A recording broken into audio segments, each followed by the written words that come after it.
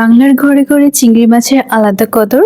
ভুনা, মালাইকারি, চিংড়ি ভর্তা যেভাবেই রান্না হোক, এর গন্ধেই মনে হয় আজকের দুপুরটা বিশেষ কিছু। আজকে সবার পছন্দের সেই চিংড়ি মাছটাই আমি রান্না করতে চলেছি। প্রথমে চিংড়ি মাছগুলো ভালোভাবে কেটে ধুয়ে নিয়েছি, তারপর গরম তেলে হালকা হলুদ দিয়ে মাছগুলো অল্প ভেজে তুলে রেখেছি।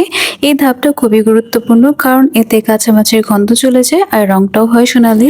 একই তেলে দিয়ে দিলাম পেঁয়াজ কুচি। পেঁয়াজগুলো যখন হালকা বাদামি রঙের হয়ে গেল, তখন সামান্য পানি দিয়ে তাতে যোগ করলাম পেঁয়াজ বাটা, লবণ, হলুদ ও মরিচের গুঁড়ো। ধীরে ধীরে মশলাটা কষতে থাকলাম। রান্নাঘরে তখন এমন গন্ধ উঠছিল যে মনে হচ্ছিল ক্ষুধা দ্বিগুণ হয়ে গিয়েছে। যেহেতু আমরা সবাই গ্রেভিনেস পছন্দ করি, তাই এখানে কিছুটা পানি নিয়ে আবার কিছুটা কষিয়ে নিচ্ছি। এবার তাতে দিয়ে দিলাম আগে থেকে ভেজে রাখা চিংড়ি মাছগুলো। ভালো করে মিশিয়ে কিছুক্ষণ ভাজলাম, যাতে মশলার স্বাদ পুরোপুরি মাছের মধ্যে ঢুকে যায়। তারপর সামান্য পানি দিয়ে কাঁচামরিচ ছিঁড়ে দিলাম। অনেস্টলি সেই মুহূর্তের ঘ্রাণটা একেবারে মন ভরানো। মাত্র কয়েক মিনিট পরে রেডি হয়ে গেল আমার চিংড়ি মাছ ভুনা। গরম ভাতের সঙ্গে যখন খেলাম, তখন মনে হচ্ছিল এটাই আসল বাংলার স্বাদ। এই পর্যন্তই ছিল আজকের আমার ভিডিও। সবাই আমাকে দোয়াতে রাখবেন। আল্লাহ হাফেজ।